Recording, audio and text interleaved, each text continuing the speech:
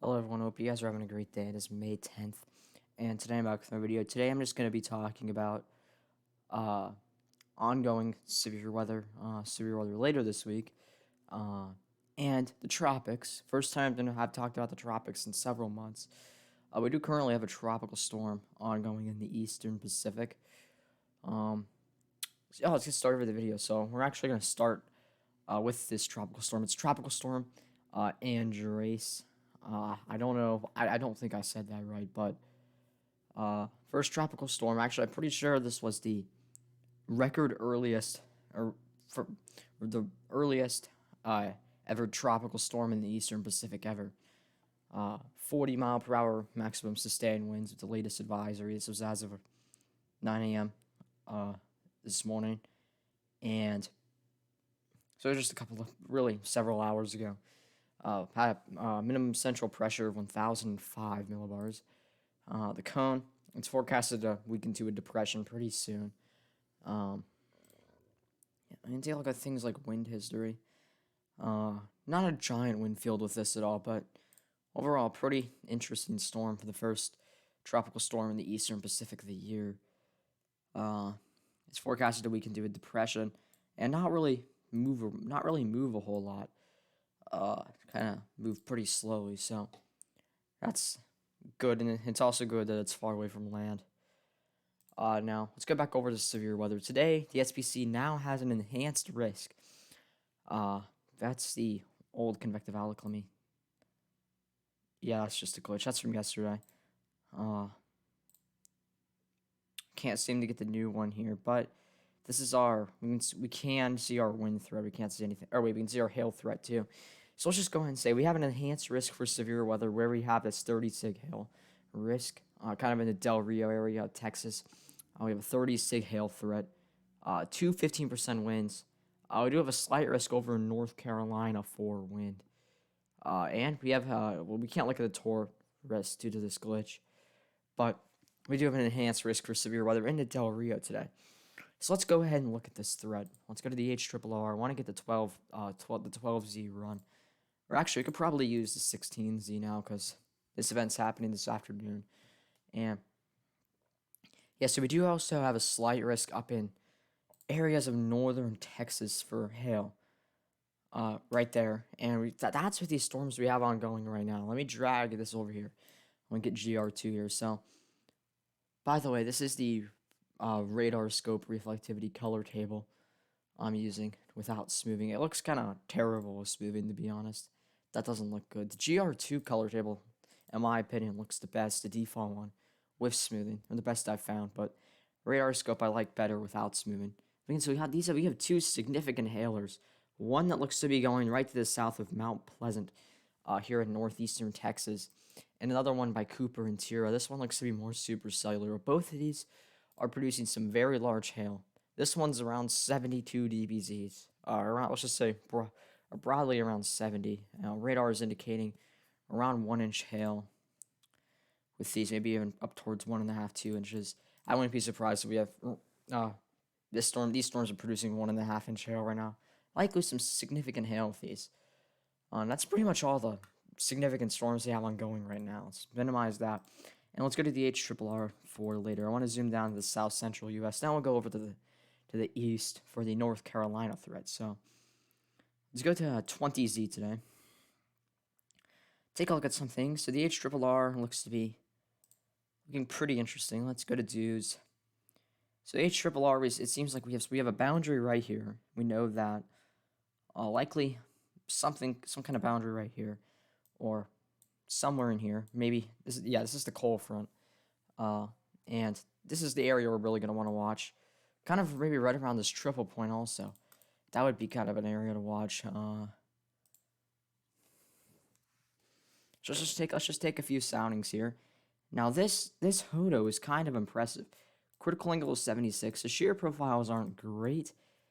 The Hodo doesn't look bad though. This would support a little bit of a tornado threat. This is a little contaminated, but I'm still going to use it. Plenty of instability. It's a little elevated. That could be a little bit of a problem for tornadic activity, but I think we could see a tornado or two. I think we're likely going to see that tornado threat in really this region of Texas later. That's going to be the best. And in fact, let me actually make that a little smaller. I think this area has the best tornado threat today. Now, with that being said, I don't think, or that doesn't mean we don't have the chance of tornadoes anywhere else, but this area seems to have the best tornado threat today. Kind of right around this triple point. We're kind of right here. So yeah, let's just take a few more soundings. Let's take one further to the south. Less of a tornado threat, but right where we have that triple point. Could have an enhanced tornado threat maybe. And 22Z. Let's go ahead to 22Z. This is later in the afternoon. Let's see, we definitely have a storm going off right around that triple point. Let's go to precipitation type, and yeah, we have an HRRR indicates some strong storms in that area. Let's take a sounding. Seems like the tornado threat's a little lower with that.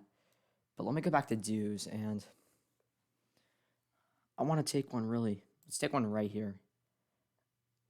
And yeah, it seems like the tornado threat's gone down a little bit, but still, a very large hail threat does exist today. I'm thinking hail is going to be the main threat. I do think we will see maybe a few damaging wind reports also. Damaging wind doesn't seem to be the main threat down here. It seems to mainly be hail, which is why the SPC has an enhanced risk out for hail. And I do think maybe we could get a 5% for this region here. That's where they would likely put it. Maybe a little bit further south like that, but that's where they'd put it if they do if the SPC does put in a 5%. As of right now, I don't think they're gonna do one. I want to take a sounding in Colorado though. Maybe some severe weather threats. Not really good looking. The SPC has. Okay, here it goes. This is the actual convective outlook, which we can now see. Slight risk up in North Carolina. Another slight risk with those cells in northeastern Texas, and an enhanced risk down there. So, and also the severe weather threat does exist up here. We just don't have a whole lot of. We don't have as much moisture back here, but we will have a little bit of a severe weather threat. Definitely does not look to be too impressive. Now I do want to zoom into the Mid-Atlantic now, and let's look at the North Carolina threat. So, 22Z, HRRR indicates some storms right there. Just take a few soundings in eastern North Carolina, maybe South Carolina also, favoring really damaging winds with that. Take a sounding here, damaging winds. Take one in northern South Carolina. Really damaging winds also. I think damaging winds are going to be the main threat in South Carolina, North Carolina this afternoon, kind of that area. But I do think that a little bit of a hail threat does exist also. The tornado threat seems to be pretty low, but if we do get anything, it's going to be very weak and not organized tornado-wise. But I do think we will see damaging wind being the main threat today in North Carolina. So that is today's severe weather threat. Let's go ahead and go look at tomorrow. We're not really going to talk about day 2. The day 2 is, of course, Tuesday. We have a large marginal risk across the south. My bad. And day 3, we just have a general thunderstorm risk for the deep south. And I want to go to the 12Z run of the HRRR, and we'll talk about Tuesday very quickly. I really want to zoom in on the southern plains here. So 19Z, HRRR indicates a lot of storms over on the east. We have maybe another interesting setup, some more moisture coming in the areas of the Panhandle. And yeah, even some 60s dews in Oklahoma. Very moist air masses. Try and get at some decent soundings. Really favoring, once again, large hail and damaging winds. Let's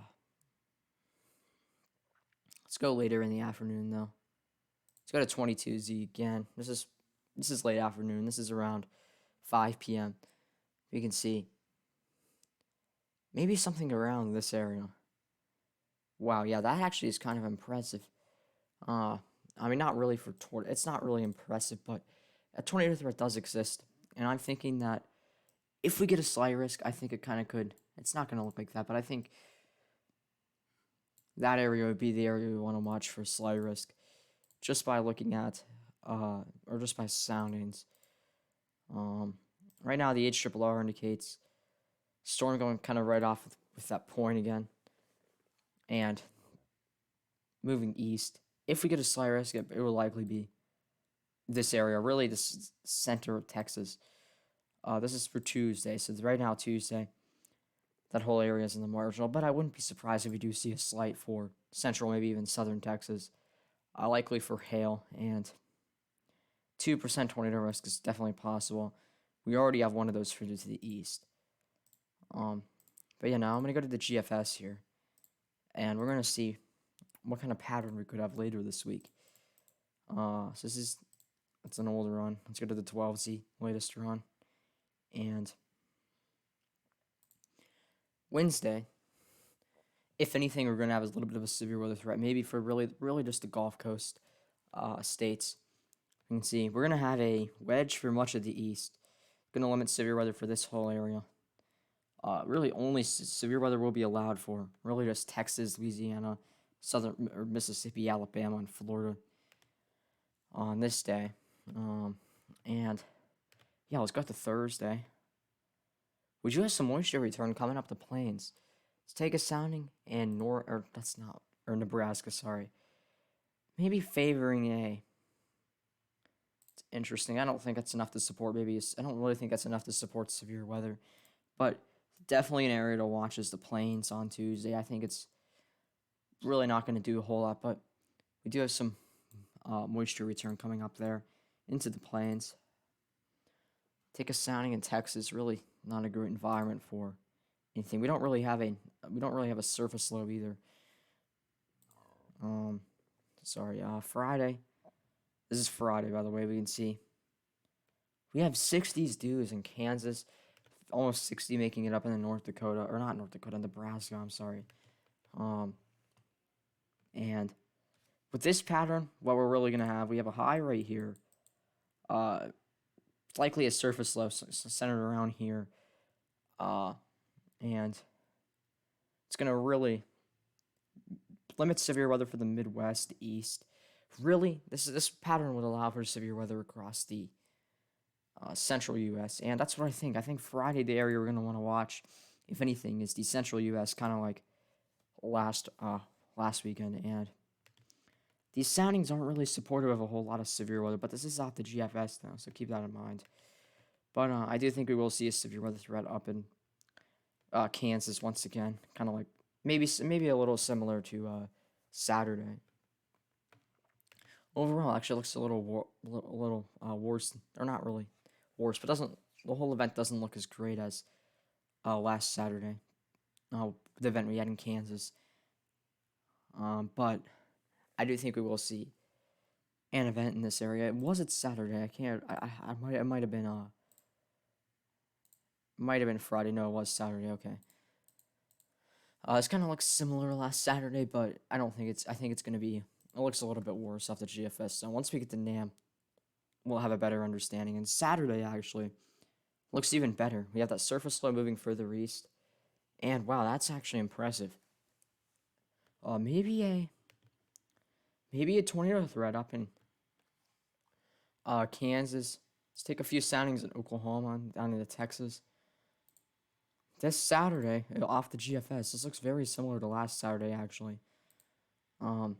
Really, this area, once again, looks to be an area that could see some organized severe weather on Saturday. Let's take a look at what the Euro has. Euro has a very similar story of dews. Not a really organized surface low though. Overall, the GFS looks to have it better, but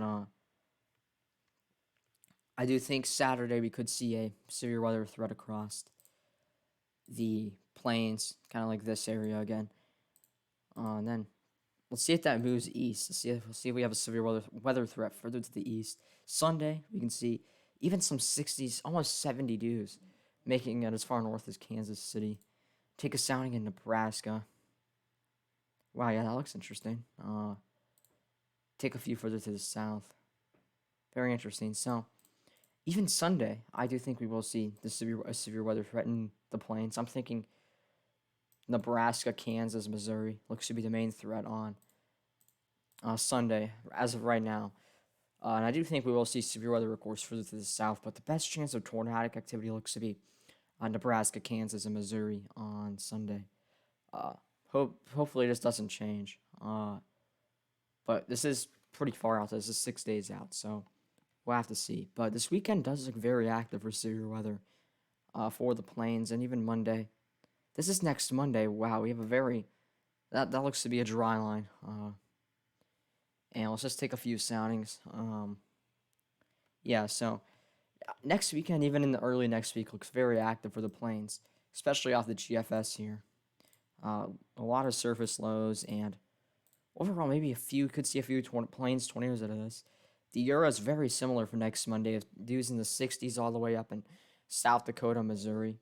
And yeah, so that's very interesting. Yeah, so that wraps up this video. Hope you guys enjoyed it. I will be back tomorrow, but yes, goodbye.